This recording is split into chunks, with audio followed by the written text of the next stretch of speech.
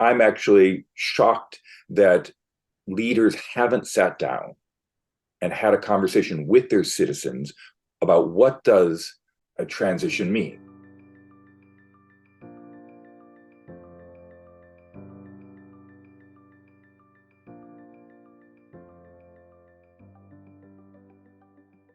Welcome to Talking About Thinking the Unthinkable, our latest leadership conversation and podcast. I'm Nick Gowing, founder and director of the Thinking the Unthinkable project. Are you changing your business model in the radical ways needed to accommodate the urgency which is required to tackle this enormous climate emergency? Well, many leaders are still struggling to grip the scale and speed of what they need to do. So radical thinking is needed. And as we'll hear, there are significant positives and opportunities to embrace, despite so many deeply unsettling issues confronting every leader these days. Joining me for this Thinking the Unthinkable conversation is the investment banker Michael Sheren. For 10 years until 2022, Michael was a senior advisor at the Bank of England, especially on credit risk, climate risk, and securing financial stability. Among many other responsibilities, he's also chair of the Banking and Environment Initiative at the Cambridge University Institute for Sustainability Leadership.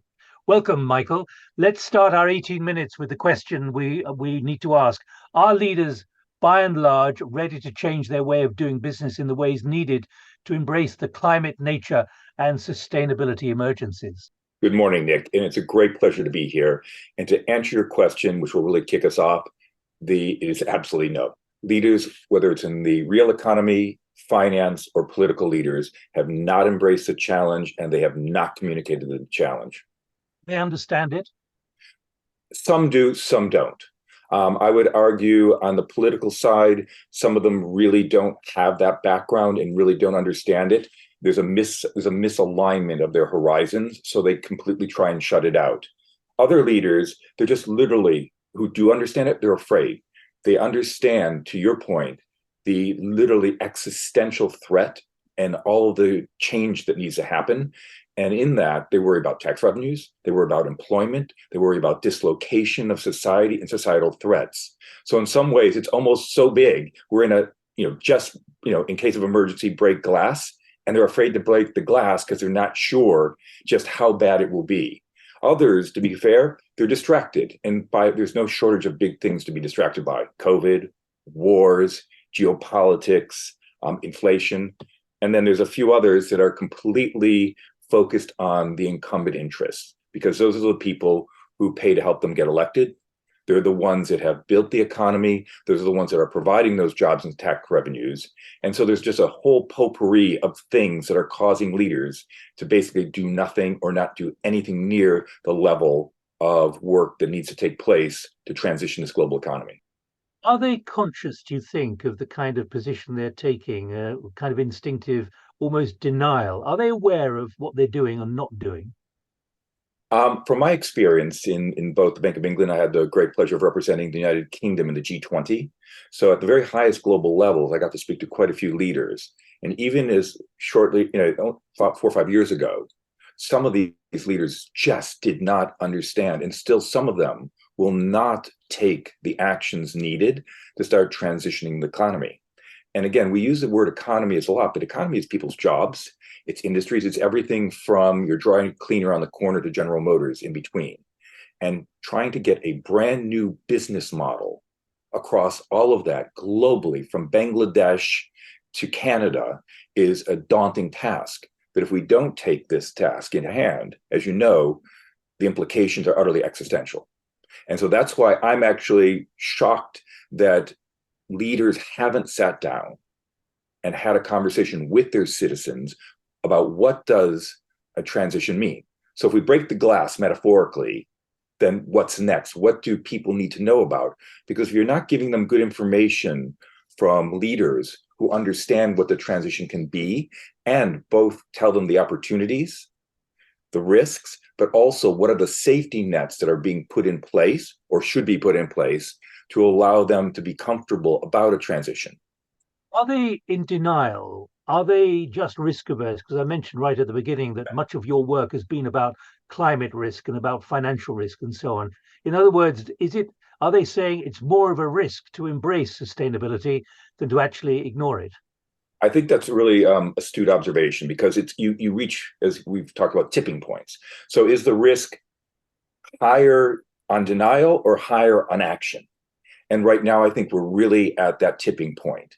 Some of them are going to have to, at some point, embrace, break that glass, and start doing the hard work. But they can't do that without bringing their populations on side. You and I have been very fortunate. You talked to other journalists, to policymakers, to captains of industry, but no one's having or preparing the global citizenry about what they need to think about. And if you don't get them on board, if these leaders don't start leading, explaining, providing what does a transition look like and what does it mean to you, when the tipping point comes, and you've seen the weather around the world, you've seen it's not just poor Bangladesh who gets pounded all the time, but it's now the United States, it's Beijing, it's Greece. So the risks are mounting, and putting off that conversation, that tipping point between, was it better to just kind of avoid it and do something, or is it better to rip the bandage off and actually start explaining what this transition would mean and what we need to do? Well, can I put it to you? You're maybe being a bit too tough in the sense that there are those out there, and I talked right at the beginning about positives and opportunities, who have seen what is possible and what is needed to be done, even if it means reducing emissions by 42% by 2030, which is what COP28 is about. Um, are you being a bit over critical of leaders? There are those out there who are prepared to do this and can see it. Maybe I'm being a little tough, but I honestly don't think so. I think those that have been, who do understand it, really haven't, as I've said, started the starting gun on what a transition means. Now, there is no silver bullet on this, but one thing that would be a starting point, which would actually start the transition, IMF just came out again, and they've done this almost every other year for a few years, said, look, you need to start taxing carbon. Now, imagine if you're a small dry cleaner or you're General Motors, and you have to pay for the carbon you emit. Now, there's really good policy ways of adjusting this. You can say, well, if you have to pay this tax and you actually start transitioning your business model, you can then get a tax abatement on that capex you spend. But having the leadership in a country, well, the only country I know that's got a carbon tax right now, an active one, not a carbon program like abatement programs or cap and trade programs, but an actual outright tax, I believe, is Singapore. But imagine every single company having to do that. If you looked at their cash flow once they paid for their tonnage, and then ultimately the valuation on a company that's actually affected by that cash flow, every single asset manager in the world right now is sitting on mispriced stocks, bonds, and real estate. Because once the cost of carbon, do they know that? And they know, many of them do. I talked to them at Cambridge University. I talked to them about this, and they want me to pull out a crystal ball and tell me exactly when that will happen. And I wish I had that, because I wouldn't. I'd have probably a much easier life. But it is going to happen, and so I don't believe you even start the transition. There have been some great industry leaders, and I think the automobile industry has been really out in front. They've been fast movers in trying to go to EVs. And EVs, by the way, are only the first step in cars. Everyone talks about the negative externalities or the bad stuff around EVs, which is the cobalt, the mining in the Congo. But you know what? 10 years from now, 15 years from now, 20 years from now, we'll be looking at those primitive lithium ion batteries, because the technology will keep leapfrogging. And so it's your first step. But that first step hasn't been taken in so many different places. Water is such an absolutely essential commodity for all of us. And if you think about the amount of water that's used to grow crops, that is used to feed livestock, we could be using that water for human purposes. So you still have to think, if you're thinking the unthinkable, well, then how do we think about agriculture? Vertical farms instead of traditional ones, meats that are produced in labs. I'm sorry to bring up Singapore a second time, but I think they're the first country that's approved lab-based chickens for mass use. When you talk about these vertical farms, they're 90% less water intensive. They're more nutritious. You can't do them for every crop. And I was at a Swedish Chamber of Commerce event with you a couple of weeks ago, in which a young person came out and talked about pet food, in which she said 37% of the global livestock is used for pet foods. She came up with an alternative, which is insect-based, high protein, and it was so good that she ate some of it.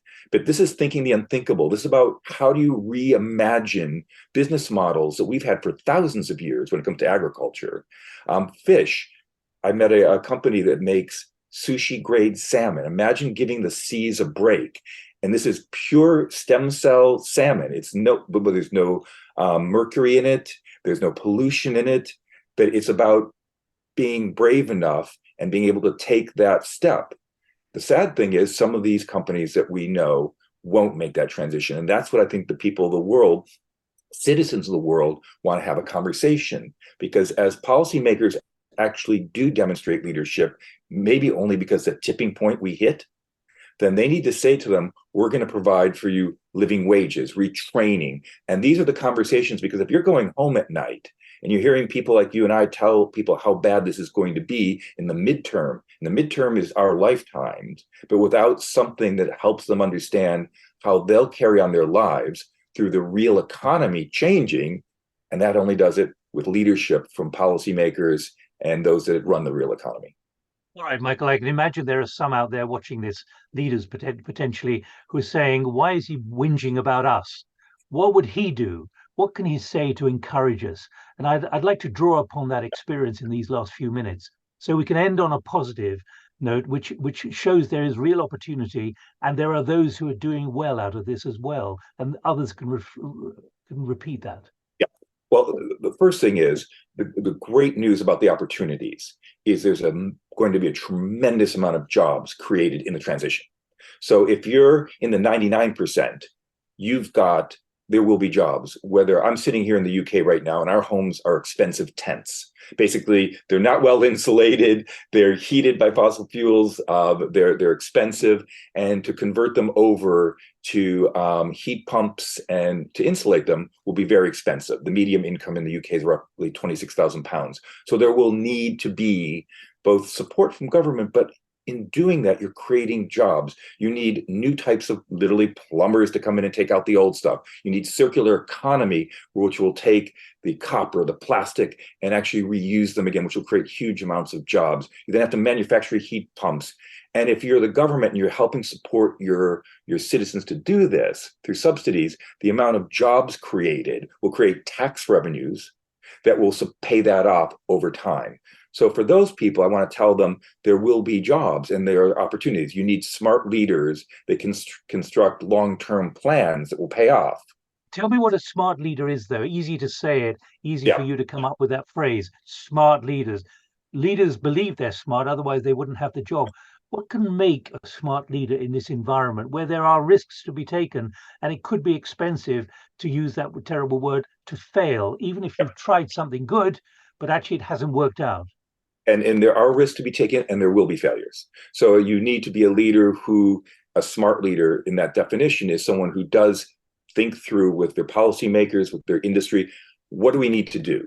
And I'll give you a quick rule of thumb. The G20 countries produce 80% of the carbon emissions. So if you're in a G20 country, you know exactly what your percentage is. And the first thing you need to think about as a smart leader is, how do I get my absolute carbon emissions down to tie into my 2030 goals and commitments in 2050? Which industries do they come from in my country? Argentina, it's going to be 37% agriculture. In Germany, it's going to be more around industry. So you have to understand your sectors, where it comes from, what are the substitutions, what are the costs associated with that, what kind of retraining you need to do, what tax revenues. It's literally being a global policy economic thinker about understanding where the risks are and how you can start changing them, substitute them to deliver on a very distinct landing spot. You've committed. Every country in the world has committed to where they're going to land. What a smart leader does is figure out how they get there in the sectors that are most intensive in their country, and what is the leapfrogging technologies, because it will be technology that is going to help us transition, whether it's a more energy efficient solar panel, or whether it's great new fish or meats coming from laboratories and everything in between. Because if we don't have the technology, doing the same old ways of doing things will not deliver. So a smart leader has to really almost be bringing in the right people who have visionaries in the sectors they're in and say, what are the substitutions? How can we leapfrog? And how can we do this by reducing the carbon emissions? What about how quickly this can be done? Because, as I said right at the beginning, the scientists are saying there's even greater need for urgency now. That means greater application with the enormity of what has to be done to reach even 2030, let alone 2050. What's your feeling about how this can be achieved? It's going to be bumpy because it needs to start today. It needs to start and needs to be the big brunt of it. The hardest part of the transition has to take place in the next 10 to 15 years. And that's a highly accelerated period of time to change the entire global economy. So the first things first is you need to have that conversation, and you need to get both the people that are going to be doing this and your population on side first. They need to buckle up because it is going to be a tough 10, 15 years. The total time frame is roughly 30 to 50 years. We're not in complete clear skies by then. But if we haven't gotten most of it done by then, we've failed. But those first steps, we knew about this, and you know this as well, in the 1990s. I mean, I've seen television clips of scientists back then articulating that I could have played to you yesterday. This is not new, but we've delayed. And the science is telling us right here, right now. Everyone who's watching this podcast sees the news. They may have been flooded themselves. They may be dealing with drought. They may have migration because of the droughts. The manifestation, the crystallization of the risks are taking place right now.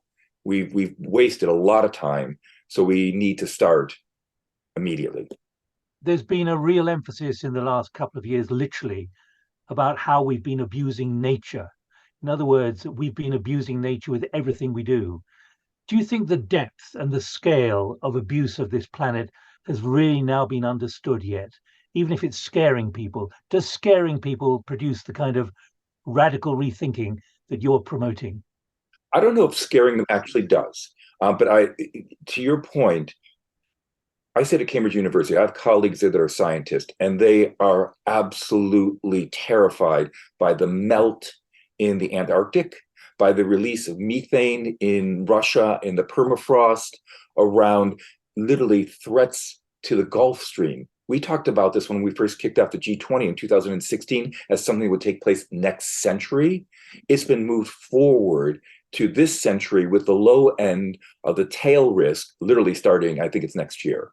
So the threat to nature, if we don't protect nature, if we don't protect the biodiversity, I talked about that collapse, that tipping point, even if we start reducing our carbon emissions, but if we keep cutting down trees, we keep destroying nature and biodiversity, that will accelerate that tipping point. And it's like shaving off all of your hair and going into the sun and hoping you won't get a sunburn on your scalp. You need to keep the biodiversity intact. And I think it unfortunately got detached from carbon and climate about 10 years ago when it shouldn't have. And it's equally just very quickly, do you think there are more investment bankers thinking like you, or not enough yet? I don't know. I guess I'm an old dog learning new tricks. So as I said, I was an investment banker in my first part of my career, then a policymaker. And the investment banker you see now is actually a green fintech one who is only looking to finance green and sustainable things. So I'm hoping other colleagues in this industry look at that as well as ways to transition the brown industries out as quickly as possible. So I think there is hope. Thank you, Michael. Michael Sheren, thank you so much for joining us here on this podcast from Thinking the Unthinkable. A transcript is posted in parallel on our website, so you can look at what Michael has been saying in more detail. And do join us when we have our next conversation about Thinking the Unthinkable. From me, Nick Gowing, until the next time, keep thinking unthinkable, like Michael is. More than ever, it's both possible and necessary. Bye-bye.